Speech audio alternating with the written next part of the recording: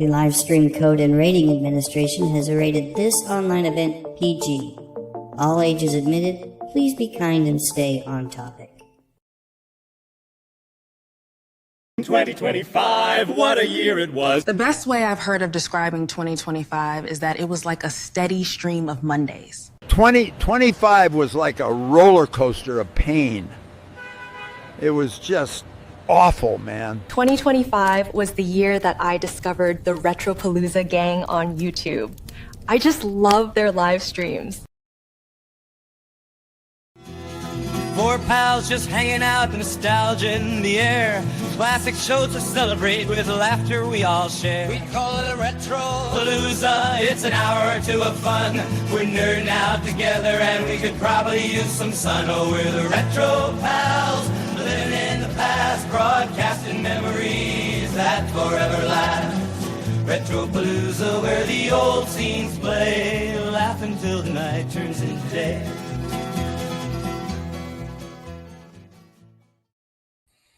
Hey!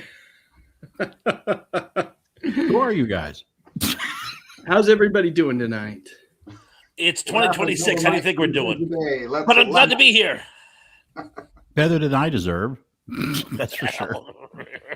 True fact. Probably better than we all deserve, right? Well, I won't tell you how warm it is here, guys, just so I don't make anybody feel bad. You know, I'm just grateful we don't have any snow here in Utah. We haven't had it all year. It's like a record low for the last, 50 years or something in terms of snow. Because I know that some of you other fellers are experiencing some significant storms, right? If you look out my window right now, it looks like an establishing shot for a documentary on the Donner Party. It's just like, there's got to be a morning after. Now you're just making me hungry. Yeah, I mean, I'm glad I got power. I mean, that's really nice that our power did not go off. A lot of our neighbors did, but you kind of need electricity to do this, you know? Yeah, it's important. And we may hit it looks like we may hit some buffering issues tonight with you folks that are a little further east, and that's okay. We're just going to work through it. It's not going to be, we don't care, right? If there's some buffering, it's fine. We can, if we don't understand something that gets said, we'll just ask you to repeat it again. The weather's fine for buffering. Yeah. It's buffer weather. It is totally buffer weather. That's what you get for doing a live stream. Not international, but across the great country here, multi-state live stream. That's what we get for even trying to attempt something like this tonight. Wasn't there an old painkiller called Buffrin? Do they make Buffrin anymore? I don't think so. I haven't seen it in a long time. That and Anison. Oh, look, I'm frozen. I'll be right back. We're going to have Bob pop in and out a lot tonight. It's really cold in Maine. Yeah. Donner Party cold, apparently. Let me say hello to some of the folks that are in the live stream with us tonight that have been hanging out. Ken Wilkinson, or is it Chris? I believe it's Chris.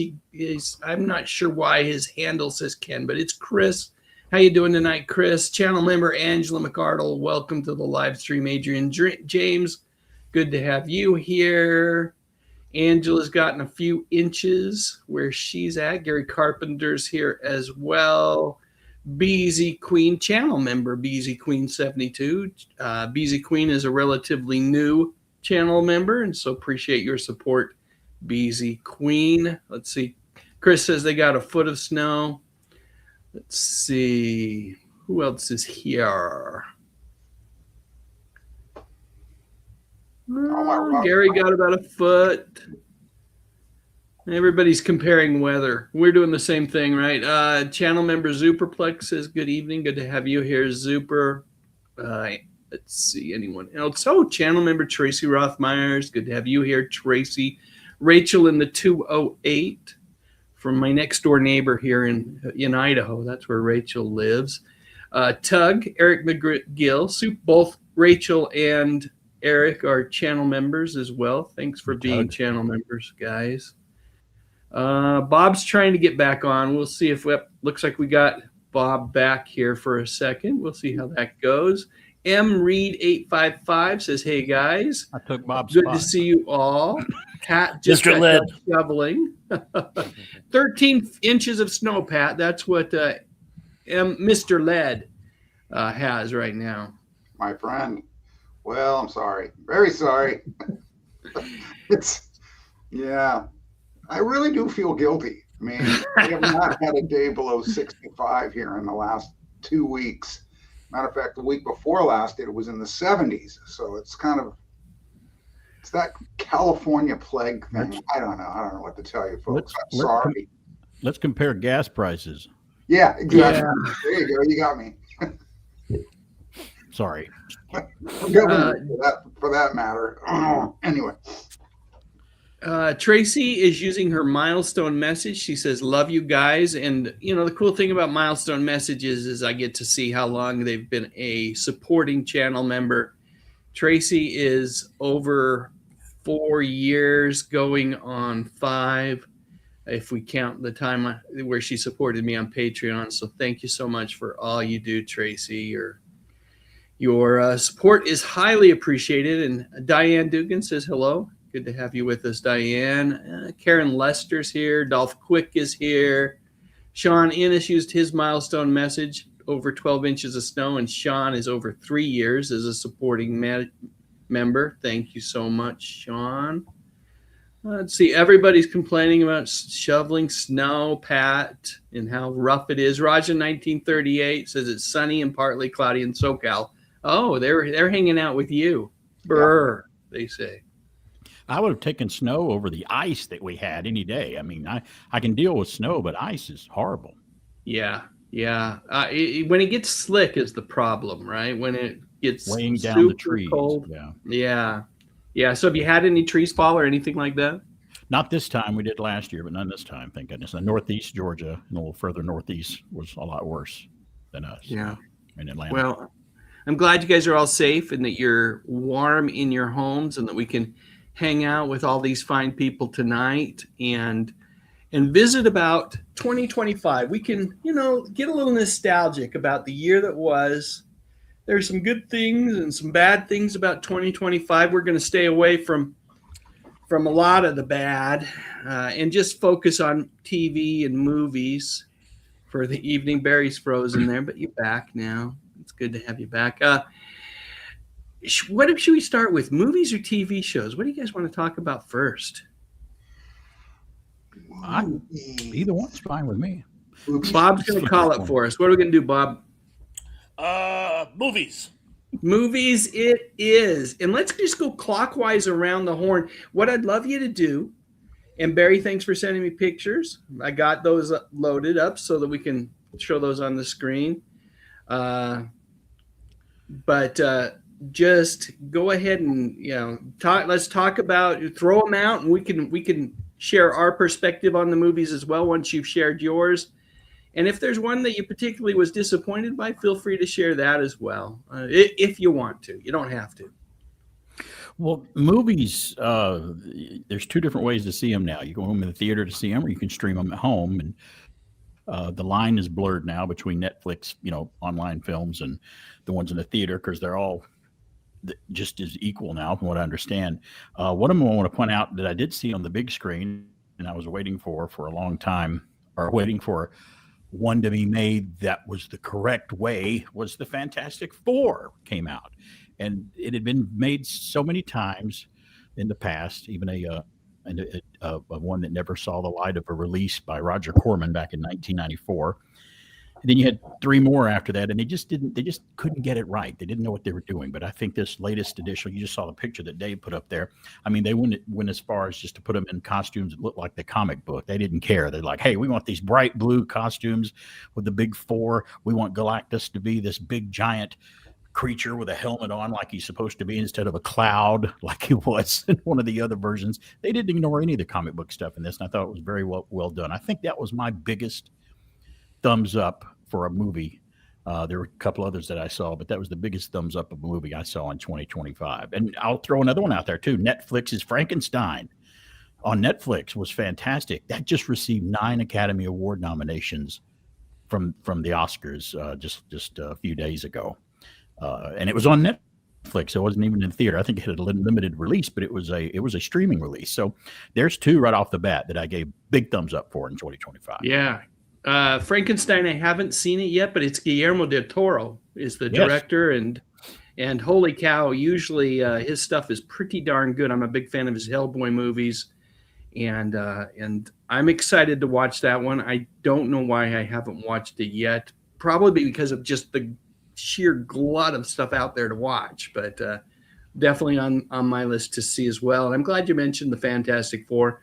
While maybe not on my top 5 list, it was good to see that get the proper treatment this time. You mentioned the Cloud Galactus. So I think that was from the 20th Century Fox Rise of the Silver Surfer movie. Yeah. And you know what? I actually think I might have enjoyed, I watched the Corman bootleg. I think I might have enjoyed that movie more than that's definitely that second 20th Century Fox film. Don't tell anybody, but so did I. So did I. Guys, thoughts on either of those movies?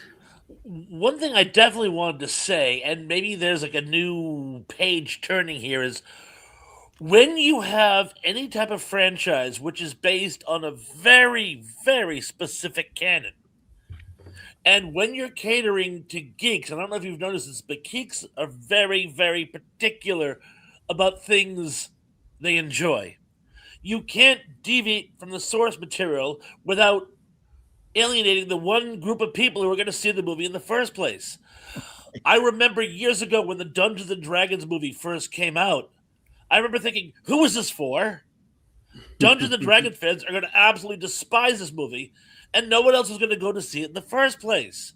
I had a very similar argument, and I know opinion is divided, but the Land of the Lost movie, I'm like, what the hell happened? You can't take Marshall and Holly and turn it into a love triangle. Everyone's going to go, ew! So, Barry, I'm very glad you brought this up because maybe Hollywood is finally catching on. I'm sorry, Mr. White. Finally catching on and not trying to reinvent the wheel. If you have something that's a good idea enough to actually make a film franchise about it, leave it the way it is. Good point. Absolutely. Yes, I agree with that. Well, my kids were telling me just how fantastic Frankenstein is.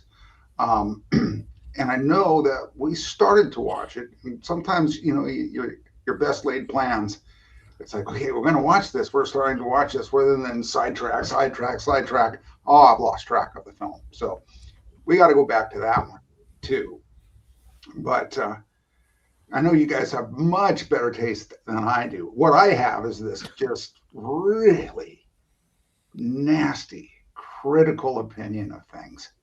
And I think it comes from having been a performing artist for so many years. It's not an aspect of I know better. It's more of an aspect of I can, for some reason, read in between the lines of what the statements are of, say, a specific film or production.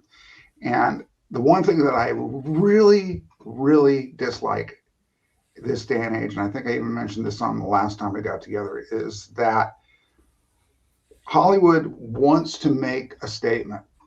They want to feel important in the world of, dare I say it, political statements.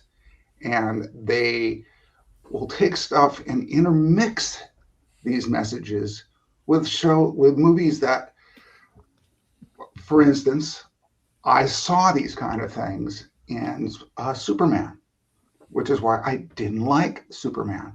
It's one thing to have it sprinkled in as a with the times kind of a thing. Understandably, pop culture of the times it's a very political charged climate. But I go to the movies to not think about that stuff. I go there to not be reminded of the disagreements and the pain and the the whole backdrop of what's going on in this country right now. And I saw it a lot in Superman, and it bothered me. So that's not why it's definitely not one of my favorite movies of the year. What was, and I've seen it come up here in the feed a few times from some other people, was Sinners. I loved that movie. Now, it is not without its own kind of statement, but because it's period and it's done in the era of when the Ku Klux Klan was active. It's not a matter of one battle after another. This new Leo DiCaprio film that I couldn't believe how bad that was, and then it was that. Not that it was bad because it was Sean Penn and it was Leo DiCaprio and he's a great actor, but the message was, welcome to the movies. We're going to shove reality right up your nose. And I hated it. I looked at my wife and I said, I hate this, and walked out. It's like, there's my statement. Yeah, it's interesting. I'll watch Sinners and see that there's, there is that undertone message of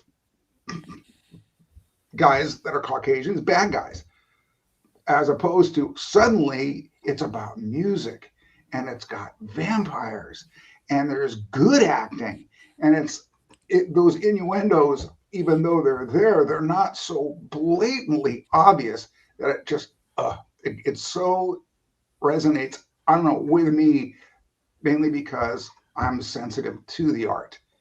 I don't really have a statement to make. I don't have a soapbox to get on about any of this. I just wish it wasn't so obvious in the writing of a lot of the new stuff. And even then, Sinners, I was like, don't go there. Are you going there? Don't. And it didn't. It didn't. Stayed true to the period, to the art, to the music, to the horror. What more could you want? So I totally agree. Yeah, I totally agree with you. Sinners is on my list of favorite movies of the year. It is absolutely fantastic. And getting back to your Superman comment, we talked about this, I think, at length in a prior live stream, but I've had a few months now to kind of digest Superman. And it is not up to par, in my opinion, with the Christopher Reeve, Richard Donner movies. And because if you think about that, there's an example of it's timeless. It doesn't try to make any sort of statement one way or another. You can enjoy it if you're progressive, if you're conservative. It's fine. You can identify with Superman, and you don't have to have anything, any type of ideology or message crammed down your throat one way or another. I liked Superman, but the new movie, the James Gunn movie, but as I have given it the appropriate amount of time to kind of just, digest it and think about it, it feels less timeless, and it just doesn't feel as epic as that first Christopher Reeve movie. And that's kind of like that's one of the benchmarks that I hold these movies to, right? Is Superman with Christopher Reeve, Batman with Michael Keaton. Those movies, you regardless of who you are, you can go in and enjoy it. I compare the first Superman film. I compare every superhero film to the first Superman film. That's the pinnacle, the ultimate superhero film is Superman the movie from 1978. I agree with that. Yeah. And it was fantasy, and the fantasy is what we want. The fantasy is the escape. We want escape. That's why we read the comic books. That's why these things are so popular. And then what's happening is somebody's getting in there and tweaking and going, oh, but we got to bring real life issues into this. Well, sadly, I think that's the world that we live in today. Is everybody feels like they have to stand on one side of the spectrum, and that there's fewer and fewer people that find themselves in the middle, or at least trying to understand different perspectives. But Sinners, I'm glad you mentioned that one. What a surprise that was for me. I absolutely loved it. Bob, did you see Sinners by chance? It's so funny you mentioned that. Huge Jordan Peele fan. My wife and I were going to watch it. She thinks Michael A. Jordan is amazing. Oh, yeah. I'm a fan of his too, but she just can't get her heart warmed up to horror films, not her culture. And apparently, someone she worked with told her it was a bit on the violent side. So much as I've tried to get her to watch it, I have been able to. So I'm going to have to see it myself. And I don't know about you guys. I have a tough time seeing horror movies by myself. I think a horror of all the genres, horror movies are the ones you really got to watch it with a buddy. You got to watch it with somebody else. You got to watch it with were you scared too? Or that's so funny. Or you have to be able to see it with somebody you can enjoy it with. I will see it, but I have not seen it as yet. I've heard nothing but good things. 16 Academy Award nominations, I believe. Something of a record. Is that true, guys? Boy, It's a bunch. horror film too, which you don't realize that's what it is for at least the first half of the movie. Yeah. It doesn't go straight there. It makes you think this is a period Delta blues period thing, and they may be talking about the devil, but that was part of the folklore. It reminded me of Crossroads. You guys remember the movie Totally. I was going to say, based on the trailers I've seen, it reminded me of that whole legend. Yeah, they borrowed on that heavily because that was the idea. I mean, and that movie was so well done, and I was reminiscent about that wonderful show because they have my favorite guitarist too in it, as the Devil's guitar player, Steve Vai, and that was it's on my list too. I haven't seen it either, so I need to see But it. who was better, Pat? Pat, who was better, Steve Vai or Ralph Macchio? Come on. So who won? Who won the cutting heads contest? Talking about karate. It was the style that won, if you recall. Not to give it up, but you don't ever go up against the classical. The classical players are better than anybody that ever lived. But Bob, you do have a horror movie that you wanted to share with us for 2025, right? Yes, I do. May I? Yes, please. The movie Weapons, which I also saw on the recommendation of a friend. I love the trailers for it. They were so intriguing. I think I had 3 or 4 different suspected plot synopsises for what the movie was before I actually went and saw it. And I saw it, and all my synopsises were wrong, but I still thoroughly loved this movie. It's part modern witchcraft story, part more movie poking fun at lower suburbia, part coming of age film. It was just really well done, and it's a tip of the hat, I think, to old school horror, but with a nice modern take on it. And that's something you don't see a lot of. It's one or the other, and usually they fail at both.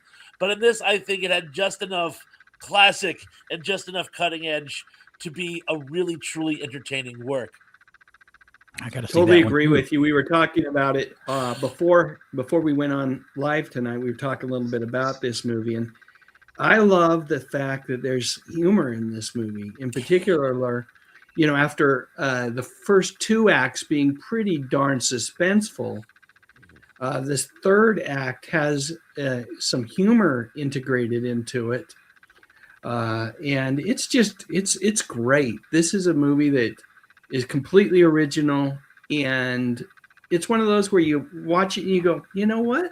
I don't think I've ever quite seen a movie like this before. No. And it's funny because Dave and I were talking about that. Some of your best horror movies are really more like dark comedies. There's always a bit of humor interspersed at them. And I don't mean like The Dark Shadows with Johnny Depp, where it's a farce. I mean, there's just almost like humorous interludes. It's like a comic relief to sort of be a mirror against the heart. It makes the scary stuff even scarier. And another little thing, I heard this somewhere, and I don't have the science to prove it, but it sounds right. The part of the brain that is stimulated by horror is also the part of the brain that's stimulated by humor. So when you have the two working together, it complements each other more so than other genres. So if you can get a little humor into your horror movie and still get it taken seriously, you have a true epic. Isn't that why we sometimes laugh while we're screaming on a roller coaster? We're afraid, but we're like, oh, we're on an amusement park ride. We'll know we'll be okay, but we're still scared. Yeah. Part of that. Yes. Love it. So So scared. I like it. Pat mentioned a disappointment in Superman. Anyone else have another movie that they felt like they were so excited for and ultimately kind of let them down? Well, there was another streaming one that came out that I liked up until the third act, and it's a movie with Demi Moore called The Substance that came out, and it was about she was an aging actress getting older, discovered a company that had the substance, and if you inject it into your body, you can look young again, and this young you comes out, and really, really nice Stanley Kubrick movie all the way up until like the third act, and for some reason it completely took a turn toward Sam Raimi and Evil Dead territory. Yeah. I'm like, and nothing wrong with Sam Raimi. He's one of my favorite directors, and I love the Evil Dead movies, but this movie turned into that at the end, and it just didn't work for me, so it ruined the whole film. So The Substance got a thumbs up for me until the end, then I gave it a thumbs down, so it's kind of ruined at the end. Very Twilight Zone-ish, at least at the first part of it. It was, yeah. You know, just this cool story, and it's that whole Twilight Zone is that be careful what you wish for kind of thing. Right. And I don't know what they did certainly later. But it did. It was the ending was rough. I would say. I agree with you. Whereas Weapons ending was humorous and perfectly executed. I would agree with you. The Substance was a little bit just. I don't even know how to describe it. Other than I didn't like the third act either. Well, Weapons is on my list too. I haven't seen that either. So there's two that I need to see: Sinners and Weapons. You will enjoy Weapons. I promise you that much. I promise you that Cool. much. Cool. All right. And Dave, one last thing. Just you mentioned Twilight Zone, and I'm kind of glad you did because I want to support something that Pat said. I haven't seen the new Superman, but as far as entertainment these days getting preachy, and I understand there's a lot of stuff people want to talk about, and that's fine. But it shouldn't proliferate everything. There should be some escapism. Now, one of the things the Twilight Zone did, the Twilight Zone always had a message. It was usually, can't we just be nice to each other? But there was always that message in the Twilight Zone. But they didn't beat you over the head with it. Well, in a couple episodes, they beat you over the head with it. Generally, by and large, they didn't beat you over the head. They still managed to be entertaining and timeless. I think this... When people try to watch the movies of today, 20 years from now, they're like, oh, man, was that a specific period in our zeitgeist? They're referencing these three events that happened in this 18-month period, and oh, boy. And it's like, yeah, that'll be it, because everything is so focused on trying to make an important work rather than an entertaining work. Right. Well, Thrash, I'll throw Star Trek, the original series, into that mix too, because they knew how to do that as well. Oh yeah, and the Outer Limits. Like the Twilight Zone did. Very much, guys. Very much so. Yeah. I will say this. If the message was only, can't we just be nice to each other? I'd be okay being beat over the head with that message. Problem is it's often so many other different things, and a lot of them I agree with. But you can even when you agree with a message, it can still be heavy-handed. Yeah. Oh yeah. So, all right, hey, we got to do TV shows, but what we're going to do is take a quick break. We'll take care of our sponsors. I have a few more reactions to 2025 from some special guests. And then we'll come back and talk TV shows. Is that okay, fellers? Works for me, boss. All right. Be back in probably 2.5, 3 minutes. We'll return after these messages. Tuesday, Matlock's in Vegas. Good to be here. Because someone took a gamble on a casino killer. She's dead. Whether he's Bruce Whites, Ken Kercheval, or Dick Gautier, We're gonna nail him. an all-new Matlock. Then Hunter moves to a new night. Really? Who's the killer of Rick's lost love? Somebody threw it right out the window. An unsolved murder. His new night could be a deadly night on Hunter. Then, Mike, you got company. Torello's ex-wife is back, and David's soul won't survive without them. You want me to try to save his wife? Will he help David or just help himself? Tuesday. Like so many American chocolate lovers, I was relieved to hear about Hershey's new Bar None. Its unique combination of chocolate wafers, chocolate cream, peanuts, and pure milk chocolate make Bar None the supreme chocolate extravaganza. Bar None, but will it satisfy the chocolate beastie lurking in us all?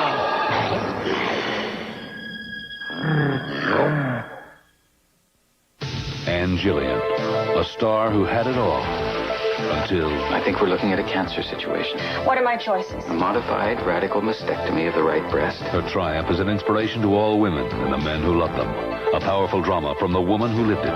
The Ann Gillian story, next Monday. Tonight, Connie Chung and Robert Conrad mix it up with Jay Leno on The Tonight Show starring Johnny Carson. Then David Steinberg and Cyndi Lauper show Dave their true colors on Late Night. Ah, the virtues of milk. Hey, Katie, how about that driving lesson? Sure. And back up. Milk has vitamin B12 to help keep your nerves working normally. Vitamin A for healthy eyesight. Plenty of calcium for a healthy smile. And phosphorus for quick reflexes.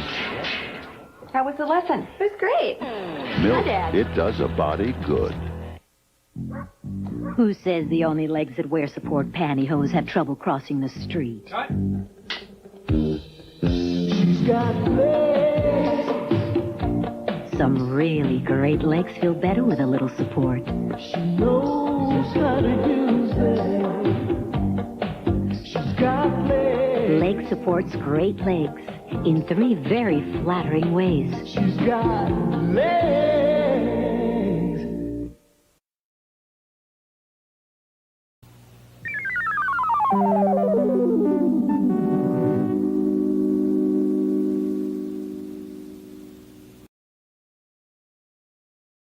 2025 was the year we were going to invade Earth. But Dave Sundstrom talked us out of it.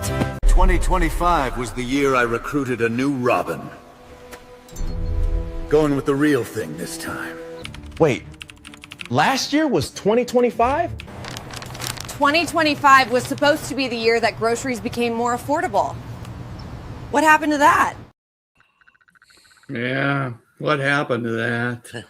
How did the Lonnie Anderson legs commercial get by me? I'd never seen that before. Wow. Never seen that? No, I missed that one. Yeah, you know what? I vaguely recall it, and I stumbled across it, I don't know, a few months back, and I thought, to keep her, gotta have it. Gotta have it in the collection. I liked it. Oh, and a little trivia for you guys. That was Fred Gwynn as the narrator in that milk commercial, by the way. Yes. Yes. Voice. I knew you guys probably did, but I wanted to read it to the record. You know? I love that milk commercial, mainly because I have gone through that experience with 3 young men, and in all cases, they thought they were the greatest drivers in the world, and I felt like I was maybe not going to make it home alive, but so it definitely resonated with me. The two Utes. Yeah. The 2 Utes. Yeah, Utes. Great movie. Another timeless movie. Would you permit me to mention something that just happened today that I found out about? I can't not mention it.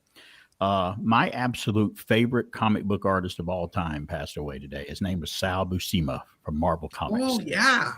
It was just his birthday 3 or 4 days ago, and he passed away just a few days ago, but they announced it, I think, today. And he worked on the Hulk. Oh, he worked on the Avengers. He did a lot of Avengers covers. You guys remember Rom, the Space Knight, and a lot of other comic books that he did. Spectacular Spider-Man, the Peter Parker Spider-Man comic. Great comic artist. Just happened to be my favorite one. So rest in peace, Sal Buscema. Yeah, a great comic artist. And I definitely, if you read Marvel comics in the 70s and 80s, you know his work. Oh, yeah, for sure. Yeah, you know his work. How about we go in reverse order, starting with our buddy Bob down there in the bottom left. Tell us what you watched on TV this year, or last year, excuse me, in 2025, Bob. Well, mostly I watch old TV shows from the past, but we're trying to find something new now. New vintage, I say.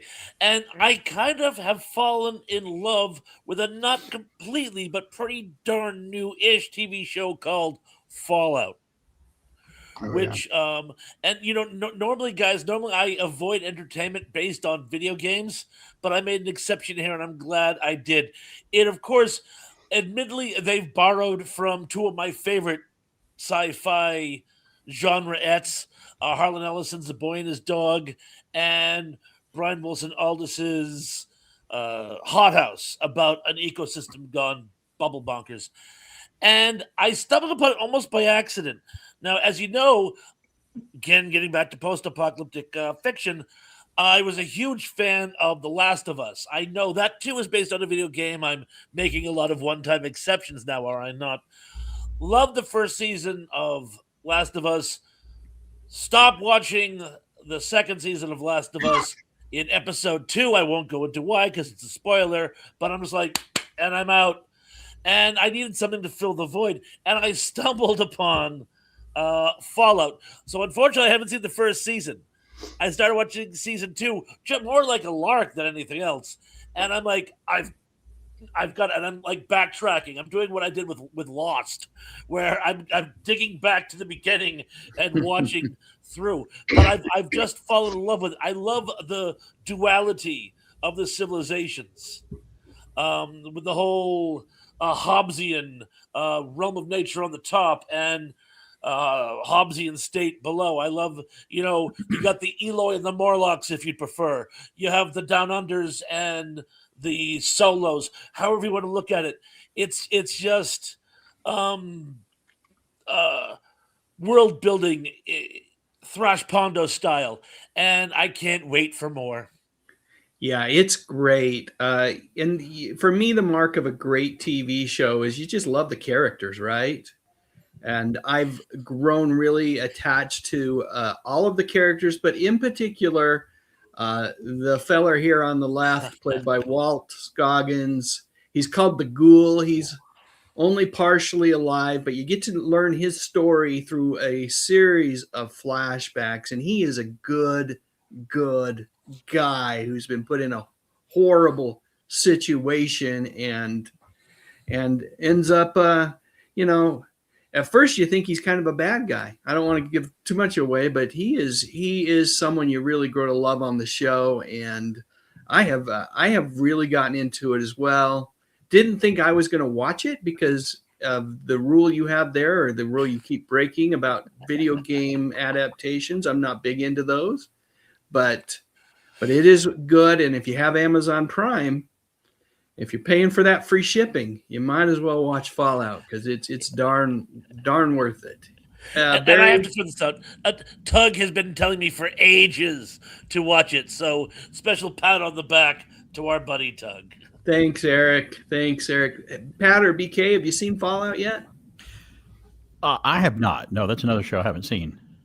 I've seen glimpses of it because my son and daughter are into it. I saw the initial "this is where it went bad" episode.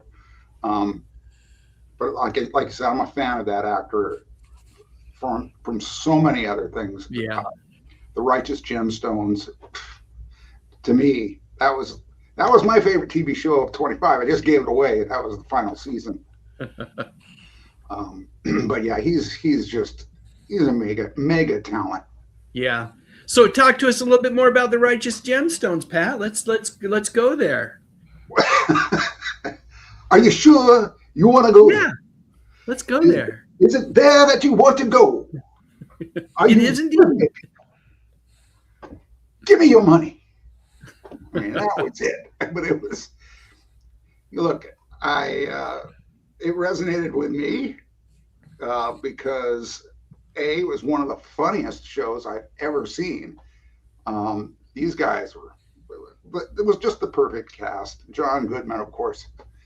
I don't know what's he not good in. I mean, it was almost made for him, but still, it was so quirky and so weird and quite raunchy, I might add. But at the end of it all, it was still this. You had this warm family feeling about it. You know, it's like, oh, but they love each other. But they're just the most self-absorbed, dim-witted, over-the-top evangelical creeps that you would ever want to know. And why not? Let's make a sitcom about it. And boy, did they ever. Yeah, love that. I will say this past year, I revisited Game of Thrones because I never watched the entire thing. And boy, does it go. Yeah. But yes, going back and watching it and going, this is better to me than anything that's on right now. Anything. The acting was just so superb. And, you know, it's just those kind of shows. If you call them TV shows, I mean, they're really more like movies, aren't they? It's like, what's the difference? So. Yeah. Who could tell the difference? Are there any TV shows still? Remember the days when TV movie had a bad taste to it when they say, oh, that's a TV movie. There really is no such thing anymore. It's all the same. It's true. But I like them. I like the schlocky feel of those old 70s and early 80s made for TV movies. Yeah, or, well, for me, and it's the real era of the golden age. Go figure. The black and whites, the old Gunsmokes, the Andy Griffiths, which you can just never get tired of. Yeah. That's with shows. Yeah, I'm with you guys. That's what I'm usually firing up my friendly TV and watching the old stuff, either Batman with Adam West or Andy Griffith or Star Trek, the original Star Trek. Those are my go-tos. Those are my comfort shows. Yep. And I'll share one, though, after I let Barry share one. Barry, do you have a TV show you've enjoyed this year? Well, you know, I'm kind of like you guys. I didn't want to get – one of my rules was not watch a TV show based on a video game. Have you seen the new Miss Pac-Man TV show lately? Kidding. Okay, that's it. I'm joking. He's gone. You're fired. Go clean out your locker. WBHS is over. So Miss Maisie is actually Miss Pac-Man? That makes sense. I'll buy that. No, much like Thrash said, I've still and Dave and Pat too. I still dabble constantly in the world of classic television, and I'm watching the old stuff, but I'm getting a little sick of the formula now of the newer stuff. I mean, the Taylor Sheridan stuff. I mean, he's a very, very popular producer. He's a really great, talented guy. But I miss having the good guy to root for. There's not a lot of good guys left now. Now it's bad guy and not so bad guy. That's the two people you have to choose from. Anti-hero. Yes, and I don't like that very much. I even lean toward the better ones in comic books. I was more the Captain America, Spider-Man, Superman fan than I was the Batman or the Punisher. Or there's nothing wrong with them; they were great characters, but I lean more toward the good guys. So I've been watching the older shows, but halfway watching Landman with Mrs. BK, Stacy. Interesting show. I see what they're doing with it, but it's just I feel kind of like I don't want to take a shower afterwards when I watch these shows, you know, kind of like, and Breaking Bad was the same way. Great show, but I don't think I ever want to watch it again because it's just so. I could watch Game of Thrones again, but not Breaking Bad or something. But and The Sopranos, there's really no good guy to root for there. But I'll tell you the one show that I root for and that I love, and it didn't come out last year, but the last season premiered in December, and that's Stranger Things season 5. Stranger Things. To me, is one of the surprise hit. The Duffer Brothers, you got to give those guys credit. They had no idea that their show was going to be popular. They didn't think it was going to last more than one season. They wrote it up one season's worth of shows, and then all of a sudden it blew up right in front of them. And then like all of a sudden, yeah, can we get a season 2? And you guys are like, season 2? Wait, okay, well, I guess we better write it. So they had to get off their duffs, and start writing a new season.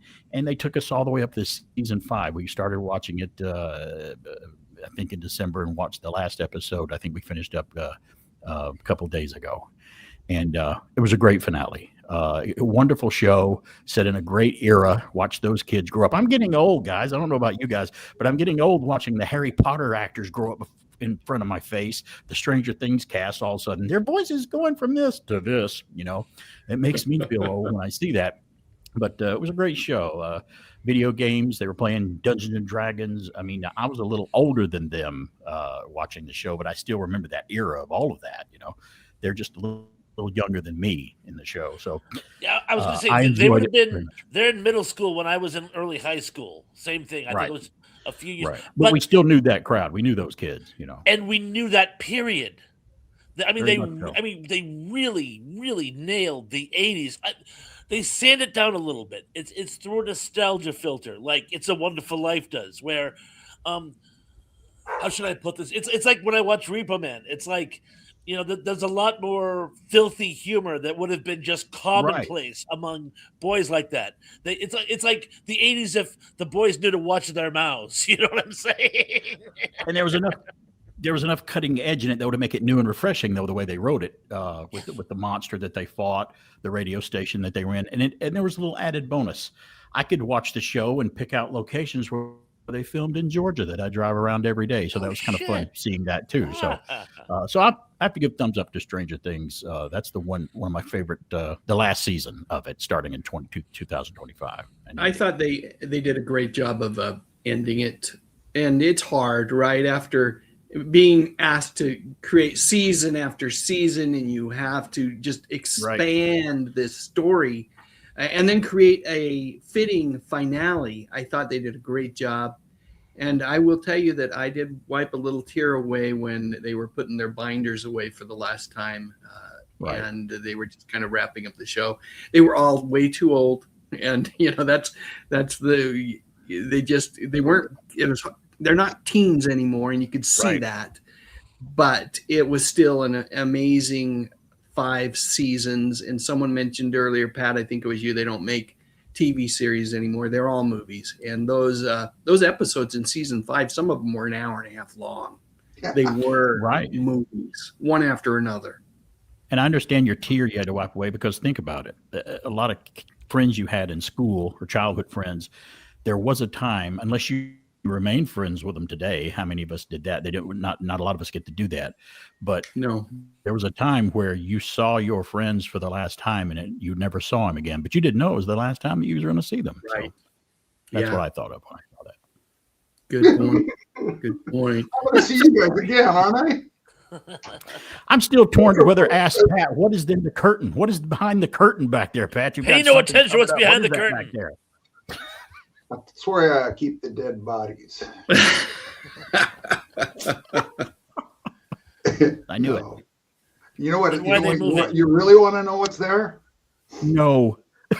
Oh, yeah. Dude, we just went Twilight Zone, didn't we? Oh, I'm going to show you.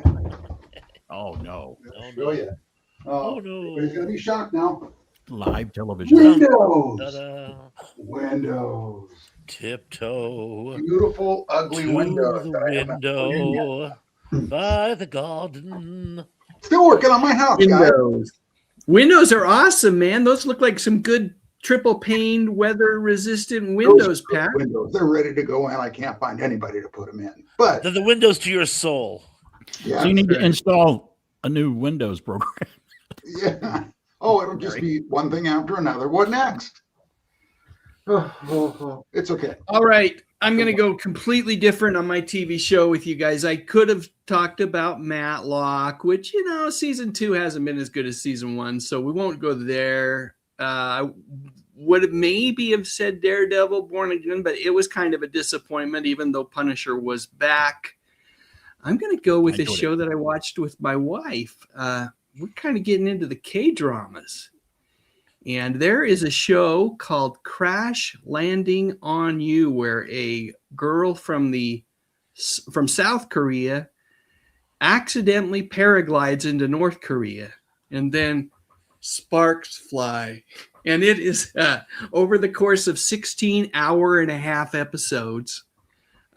She experiences all the peril you might expect from North Korea, and Of course, I don't think it's too much to say there's a happy ending there, and she does make it back to South Korea in the end. But, wow, okay. Delightful. And really, as I think about the shows I enjoyed the most, perhaps that was it because I had such low expectations. Whereas the other two, I loved season 1 of Matlock, and season 2 just kind of, when they didn't wrap up that storyline in season 1, and now I just feel like they're going to stretch this thing out forever. That was the downer for that. And Daredevil Born Again, unfortunately, Disney, I don't know why they would do this, but they decided they wanted to make it grittier, put in more profanity. Disney put in more profanity than the Netflix version. I just don't understand it. And so for that reason, I struggled to enjoy it as much as I had the prior three seasons that had been on Netflix. All right. It's gritty for sure. Yeah, it is gritty. It is gritty, and I will be watching the second season when it airs in a few months. Me too, yeah. And hopefully it's great.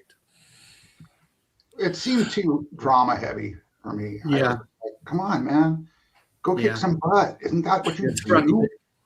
Right. D'Onofrio, though. Daredevil action. Oh, this is a lawyer show. And I'm like, wait a minute. All right. D'Onofrio Well, is pretty incredible, though, as Kingpin. Pat, they I think completely overhauled that show midway through. It was going to be the original showrunner for the Disney version was not going to have the same characters, the same supporting cast. They were going to make it more of a legal drama, believe it or not, with Matt Murdock.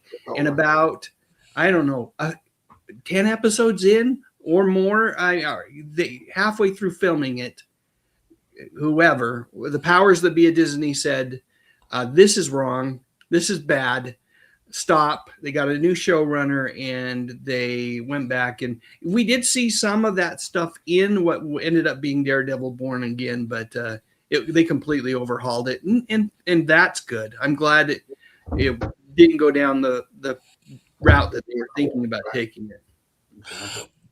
One thing you were talking about the Korean drama, and this is totally unrelated, but I have a fun fact stuck in my head. It's going to stay there until I get it out. I recently read something about Korea, and because they've been separated for so long now, they're experiencing language divergence. Yeah. It's been like 3/4 of a century. So there's expression and modern innuendo in the South, which the North doesn't understand, and vice versa. It's becoming two separate, distinct languages. There's definitely accents at this point. Someone from the North can tell someone from the South, and someone from the South can tell someone from the North because of that separation of time. What's that called again? I fell on you, or what's it called again? Crash landing on you. Crash landing on you. Yeah. I like it. I will look for that. Yep. All right, let's do this. I've got a few more reactions to 2025. We'll come back and play a little bit of trivia and wrap this thing up. Sound okay, fellers? Oh, yeah. All right. Let me see if I can find the trivia. Where are not trivia? I know where the trivia is. Let's find these final reactions to 2025. And yes. 2025 was the year I decided to go live somewhere warm, and my RetroPALooza pals decided to come along! 2025 was the year that I told this guy to take Dave's advice and subscribe to Remind magazine. Thank you, honey. Guys, let's just forget 2025 and set a course for adventure in 2026. Lord help us all if 2026 is anything like 2025. It's time to test your trivia skills. Just how much you know about the shows that thrill. Will you be at the top of the game today? Or will you just wish it all went away? You never know when it's trivia time. It's trivia time. It's Mother effing trivia time. So yippee-ki-yay, let's play. All right. Great AI reels, Dave. Those are funny. I love those. Although I think I kind of look more like Wolfman Jack, but that's a good thing. I always love Wolfman Jack. AI can never get it. Yeah, AI can never get it completely right? I mean, and thankfully so. Thankfully, you can still say, okay, that's not really me. The Baywatch clip was AI? Really? All right, 15 questions, fellers. Let's give folks 30 seconds to answer them. Then we'll just start. I'll let Bob answer the first one. We'll just go down the that Brady Bunch grid there that we have, the one row or column of Brady Bunch people, and we'll just go in that order. So first question, it will go to Bob, and that is, and we'll let the folks in the chat go ahead and share their answers in the chat if they want to, or they can just lock them in their noggins, whatever. First question is this: James Gunn launched the new DC universe in July 2025 with which highly anticipated film? Your choices are A, Superman, B, Supergirl, Woman of Tomorrow, C, The Authority, or D, Batman, the Brave and the Bold. And we'll give them, maybe not even 30 seconds, because I feel like these are not Thrash Pondo worthy questions. These are a little bit easier for the most part. Now, I don't think everybody's going to get 100%. I think there may be a question or two missed, but I think people are going to do well with this little bit of trivia tonight. All of these are related to entertainment in 2025. Bob, what is the correct answer? Superman. Superman, correct. Originally to be titled Superman Legacy, and then they just went with Superman. All right, next question will be posed to Pat, which is, which blockbuster film officially became the highest grossing animated movie of 2025? And Pat, this is a tougher question. So it surpassed Inside Out 2's previous record. I'm going to start the timer now. Our choices are something called Niza 2, or Zootopia 2. That's B. C is Toy Story 5, or D, Shrek 5. So process of elimination, I think you can probably whittle it down to 2, but then it gets a little more difficult. Let's give folks a few more seconds. A, Niza 2, B, Zootopia 2, C, Toy Story 5, or D, Shrek 5. What is the answer, Pat? Oh, I think it was Zootopia. Zootopia? Oh, I hit the wrong. Zootopia was wrong. It was. It was Nisha 2. I've seen them all. Yeah. And when I played this trivia earlier, I missed this one too. So I felt bad about lobbing this one over to you. Yeah. I have no clue what Niza 2 is, but as I was having AI help me put this together, they feel like everyone should know that this Chinese animated epic shattered all global records. So it'll probably show up on Netflix this year. Oh, well. Okay. Barry, this one is for you. Tailor-made for you. The fifth and final season of Stranger Things was released in late 2025. In what format? And that is A, let me start the timer. A, all episodes dropped at once on Halloween. B, a single movie-length finale. C, 2 volumes released in November and December. Or D, weekly episodes starting in September. Hold on for 16 more seconds. And I think you can probably eliminate these pretty much too for the most part. Well, I don't know because I'm trying to think, and I didn't see it when it premiered, and I'd forgotten about the show, believe it or not, until it popped out. I know that they released the finale in the theater. I do know that they released it in the theater, but I can't remember if it was in December or not. So, well, think about this question is about the full season, the full fifth season. Oh, okay. All right. Well, I'm going to go with C, 2 volumes released in November and December. And you would be correct. They followed the season 4 model and they split the season into 2 volumes. Awesome. All right. Yeah, good job. Good job, Barry. Pat, it's back to you. Or no, Thresh Pondo, your turn. What is the subtitle of the 3rd Avatar film, which hit theaters in December of 2025? Is it A, The Way of Water, B, The Tolkien Rider, C, Fire and Ash, or D, The Seed Bearer? Let's give folks a few seconds before you answer this question. Again, A, The Way of Water, B, The Tolkien Rider, C, Fire and Ash, or D, The Seed Bearer. I don't think this movie did. I know it did great money still, but I don't think it earned the box office of the other two films. Oh, but the answer is C, Fire and Ash. Correct. All right, let's keep going. Question number 5. This one's to Pat. This is, man, why do you get all the hard questions? I'm sorry, Pat. This one's just going to ask you to identify a month.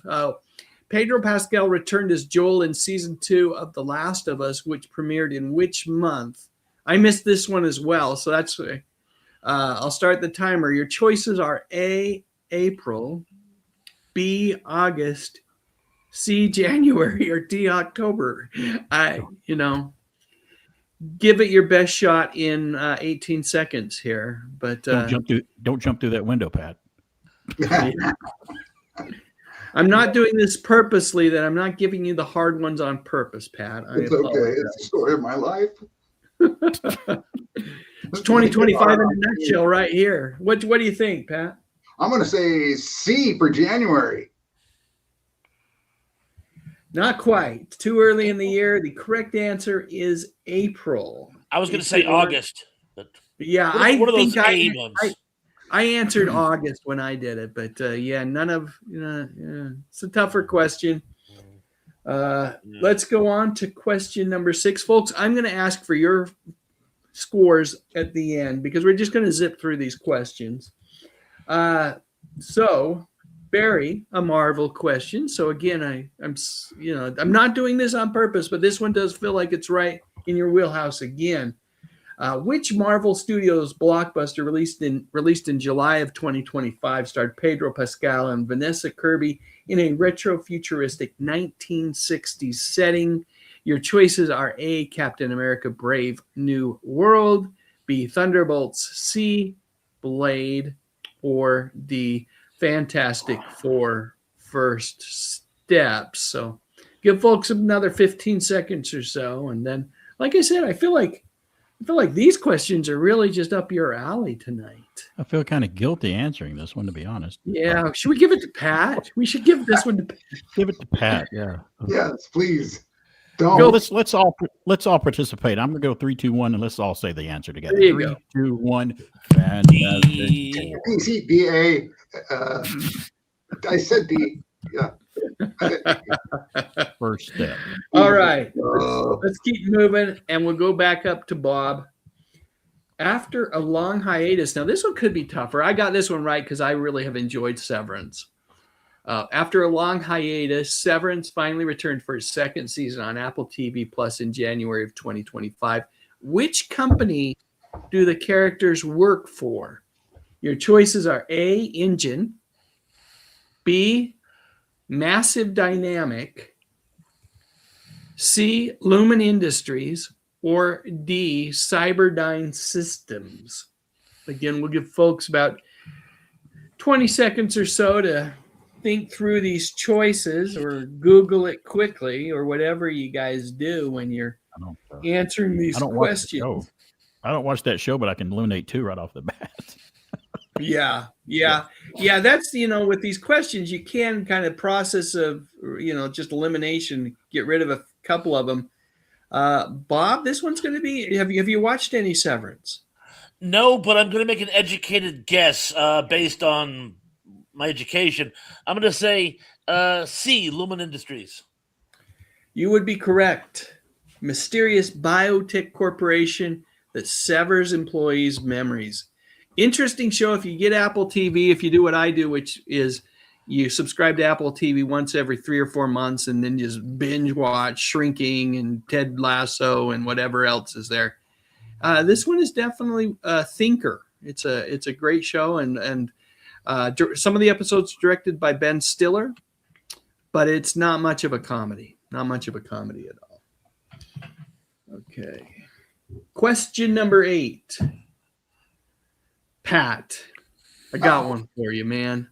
Who starred along Jason Momoa in the live-action A Minecraft movie? Your choices are A, Jack Black, B, Kevin Hart, C, Ryan Reynolds, or D, Dwayne Johnson. Just watched Dwayne Johnson in The Smashing Machine the other night, and that was an interesting movie. Very interesting movie. Don't know if he was in Minecraft movie. You'll have to help me out with this one, Pat, but we'll give him another 5 seconds or so before you share the answer. How you feeling on this one? Relatively confident or maybe not? Relatively. Okay, good. What is it? Relative. Well, I'm going to say Jack Black. I think you should. Jack Black played Steve, bringing his signature energy to a blocky world. By the way, read yesterday or the day before that Jack is talking to his old buddy Kyle, who put his foot in his mouth last year, and they're bringing the D back. So the world's greatest rock and roll band will live to play another day at some point, not today, not tomorrow, but at some point in the distant future. That's the D will rise again. Yes. Tenacity. Yes. I don't know if any of you guys ever watched the Tenacious D TV series that was on HBO, but that's where I really grew to love both Jack and Kyle. And it's a fun show. I don't know how you watch it these days, but definitely worthy of a viewing, and a lot of good music in it too. Who are we at? We're at Barry, right? Daredevil Born Again premiered in March of 2025, bringing back which actor as the Punisher? Your choices are A, John Barenthal, B, Ray Stevenson, C, Dolph Lundgren, or D, Thomas Jane. I believe all of those actors did play the Punisher at one time or another, if I know my movie history. You are correct, but let's sir. give folks another 10 seconds or so, and we'll have you share the correct answer with the audience. What is it, Barry? The correct answer is the guy who Stacy just watched. My better half watched a TV show starring him and Tessa Thompson, I think, who played Valkyrie in Marvel. It's called His and Hers, about a murder mystery in Dahlonega, Georgia. It's John Bernthal. Yeah, we watched it too. And I also enjoyed John Bernthal in the Accountant movie series. I don't know if you guys have seen The Accountant or The Accountant 2. His brother. He's great in that show. Yeah. Didn't he play his brother in that? He was the brother? Yes, he did. Yeah. Yes, he did. Yeah. Yeah. Ben. He's a darn good Punisher, too. Yes, he is a darn good Punisher. I also love Thomas really Jane good Punisher, too. I haven't seen the Ray Stevenson one. I can't answer for that one. Yeah, me neither. Didn't see that one. But and Dolph, I love Dolph. I have a lot of fond feelings towards Dolph. But again, there were so many compromises made on that version that it was definitely. Marvel. I think Bernthal is the Punisher for sure. Going back up to Thresh Pondo, Bob. The second and final season of Andor led directly into the events of which Star Wars movie? Your choices are A, Solo, a Star Wars story, B, Rogue One, a Star Wars story, C, The Empire Strikes Back, or D, A New Hope. Let's give folks a few more seconds to lock their answers into the chat. Have you seen any Andor, Bob? I haven't, but I'm kind of familiar with. Well, I don't want to give the game away, but no, I haven't seen the newest. Yeah, Star Wars. My brother Steve was just after me to watch Andor, and I started it and just could never get through season 1, and finally did get through season 1, and then got through and then I was anxious to watch season 2, and I thought it was well done. What's the correct answer? Based on my understanding, if I have it correct, it's going to be D, A New Hope. Incorrect.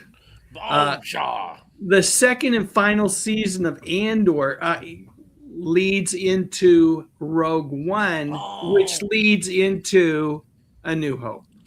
Gotcha. So that's Okay. where you are correct that it all leads into A New Hope, but unfortunately, Andor, the TV series, leads into Rogue One. Did they ever do a sequel? Did they ever do a sequel to New Hope? Empire Strikes Back is A New Hope. Only the greatest Star Wars movie ever made was That is 100% true. 100% correct in that. Yeah. Yes, there you go. Yeah. Right. All right, let's see, Pat. Maybe you watched this movie. This isn't, I don't think, a super tough one. We'll see. Not ready. We should see. I'm going to start the timer right now. Brad Pitt starred as a veteran driver in which high-speed sports drama released in the summer of 2025? Your choices are A, Grand Prix, B, F1, C, Apex, or D, Drive to Survive. Let's give folks a few seconds more before we answer the question. My youngest son is huge into F1, so I've seen this movie. I should say F1 racing. I've seen this movie quite a bit. Well, thanks. What's the answer? Answering it for me, Dave. Well, I was saying F1 as in the sport. Oh, I get it. But yeah, I realized that I had. There's never any anticipations with these RetroPALoozas. It's all given up front. We all know what we're going to say, what we're going to do. We're going to give it away. We'll give you another chance right now, Pat. Number 12. Yes. I'm not going to give it away at all. Which hit Okay. Netflix series, originally a global phenomenon in 2021, returned for its second season at the very end of 2024, start of 2025? Your choices are A, Squid Game, B, Wednesday, C, The Night Agent, or D, Bridgerton. And like I said, we have to pause here, and I will not say anything to give away the answer to create a more challenging puzzle-like environment for you, Mr. McCormack. God, my daughter's like texting me going, Dad, weren't we supposed to go to sushi? Come on.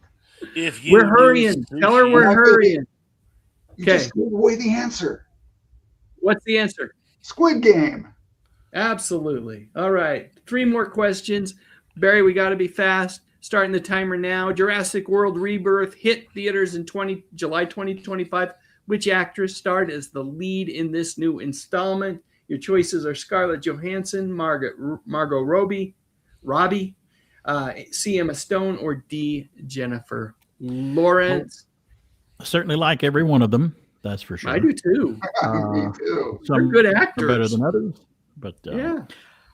See, 5, 4, 3, 2, 1. I'm going to pick A, the Black Widow herself, Scarlett Johansson. I hear she's in the new Batman movie. She's going to be in Batman 2. I know. Is she playing? I wonder if she's playing Poison Ivy. I don't know who she's playing. Yeah. She was also in the Black Dahlia as well as Black Widow. So yeah. Sebastian Stan, the Winter Soldier's playing Two-Face, from what I hear. Yes. Yeah. He's going to be Harvey Dent. Nice.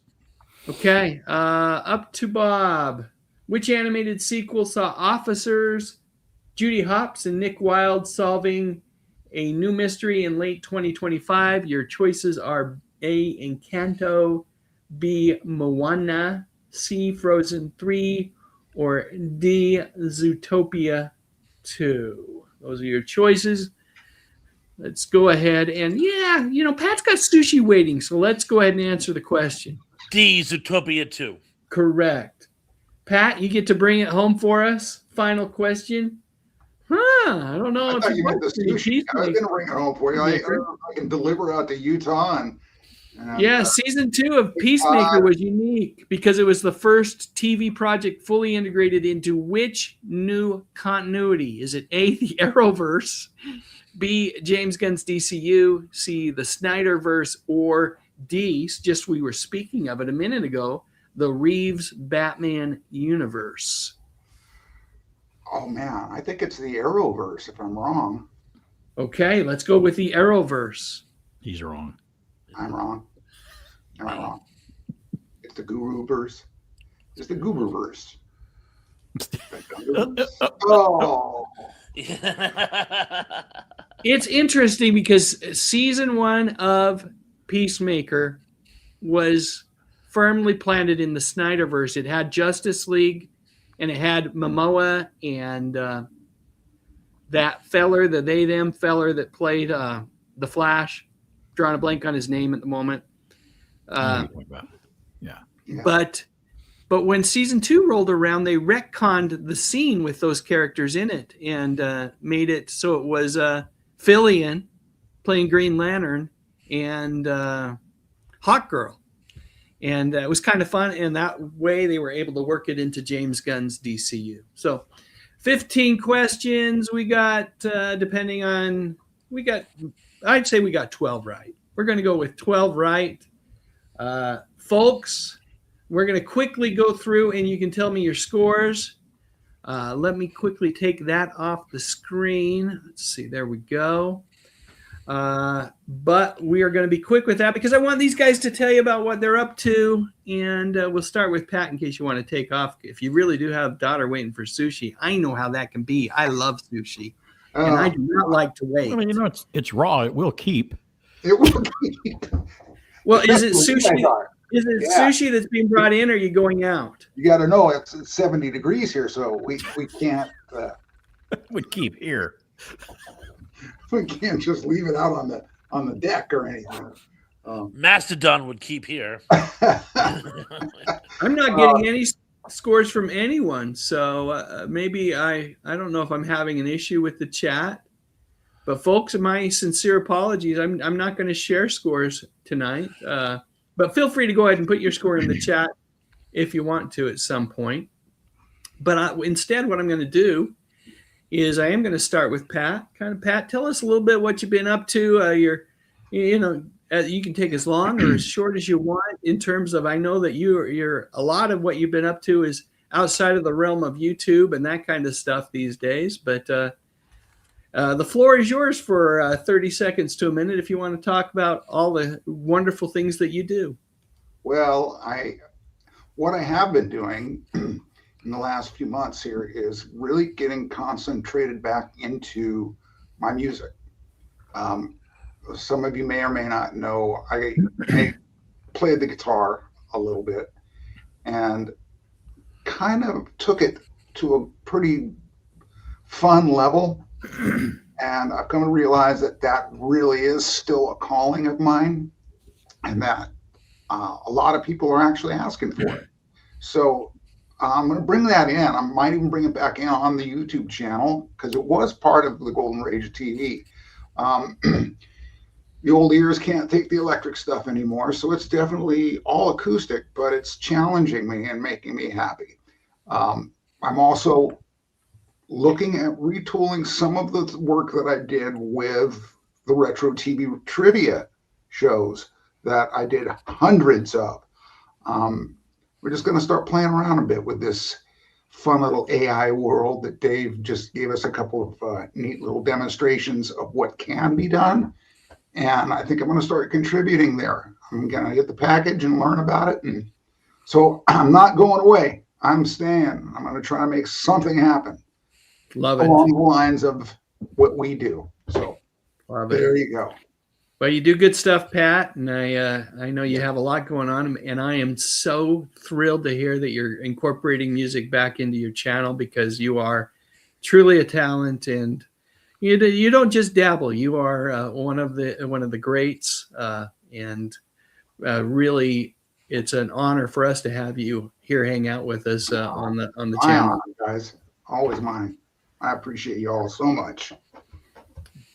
Barry, what's new in your world, my friend? Well, what was old last year? There's three things that I remember the best. 2025 was a pretty good year for me. I loved celebrating Jaws' 50th anniversary. Got to go see it in the theater. It was great to see it again, and one of my favorite movies of all time. So it was good to see it remastered the way they should have. 2025, I celebrated 13 years in radio.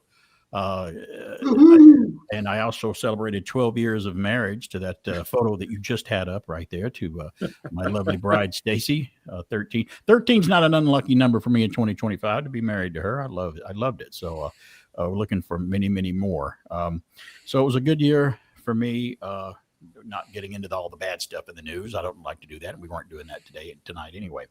So yeah, it was a good year for me. Those are 3 little milestones I remember from last year, along with all the other stuff that we talked about tonight for sure. I gotta ask, Barry, you sent me this picture too. Oh yeah, I forgot about that. I thought we were running short on time, so I just skipped over that. I got to visit last year. I got to visit a classic Pizza Hut in Dahlonega, Georgia last year. It looks just exactly. It's kept just like the Pizza Huts of the 80s. The glasses, the pizzas, the checkerboard tablecloths, the lamps, the staff's uniforms. We went and ordered there, and it was like we were stepping back in time. And I found out Pizza Hut has a few locations around America that are called Pizza Hut Classic, and they look exactly like that. And that was fun too. They make a good pie. Yeah, it was fun. That was another thing we did. So it was great. Great memories. I know you're working mostly on the stuff you do with WBHF, but of course, I feel like I need to give your YouTube channel a shout out as well. Always something fun there. Folks, if you haven't checked it out or checked out Pat's channel or Bob's channel, I've got the links to all these channels in the description section of this live stream. Sure, and you hear me live every Saturday, 10 a.m. till noon at WBHF Radio. TuneIn app, download our app, WBHF Radio app, and you can listen to the podcast after the fact on iHeartRadio and on Spotify. So I'm out there. You can listen to me even if you miss me. I'm out there. I tell you, the talent that exists in this core group of people, the RetroPALooza gang, is pretty immense. And all it takes is listening to a couple of hours of Barry on the radio, and you realize he is just he born for radio. And I'm not saying that in any, one could take it in one way, but I mean it. You are indeed, you've got the gift. A face for radio. Yeah, I knew you were going to go there. No. Thanks, Dave. I appreciate that very much. Thank you. Well, Barry. Thank you. All right, Bob, your turn. Talk to us. What's up new in your world?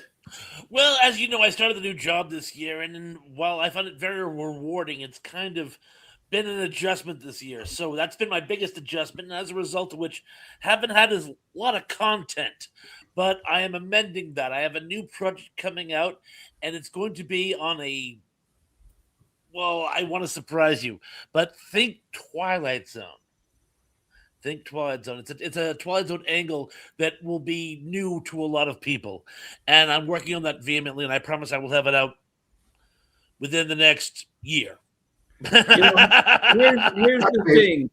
In the meantime, they can go to your channel and check out a lot of great videos. You are, one of the things I love about you, Bob, is just the wealth of information.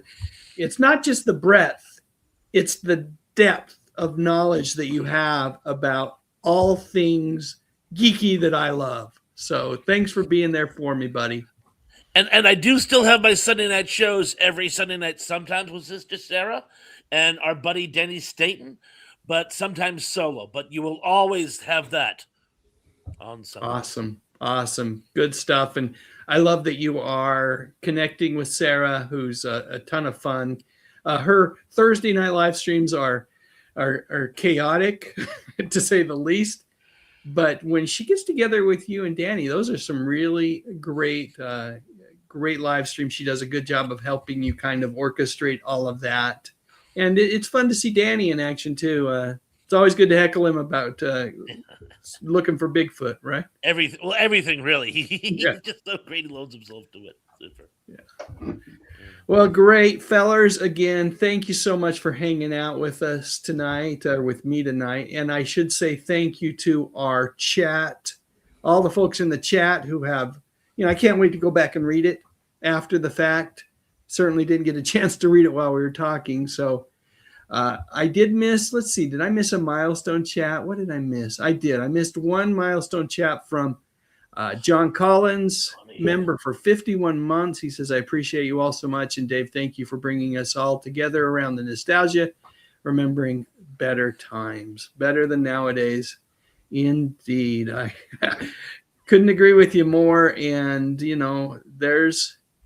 there's a reason why I think all of us talked a little bit about going back and watching some of the old comfort shows, because they definitely can be a bit of solace in these chaotic, hectic times for sure. But anyway, thanks, gentlemen. Pat, go enjoy that sushi.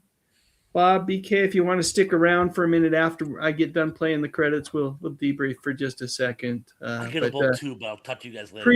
Appreciate you guys very much. Thanks for joining me tonight. Thanks for doing this, Dave. And to everyone else, have a great night. And with that, let's bring on, a couple more reactions. We've got AI reactions, and then we'll wrap this thing up. All right. See you guys. Thanks, buddy. 2025 was the year I decided to go live somewhere.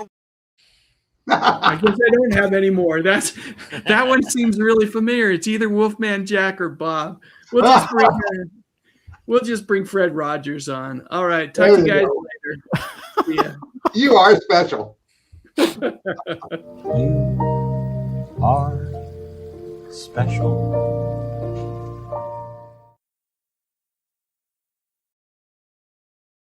Click on that thumbnail cause it's time to go. Dave's got the classics, let the memories flow. TV shows and movies that we all hold so dear. On his YouTube channel he's keeping memories near. Dave Sundstrom, bringing back the good stuff, oh yeah.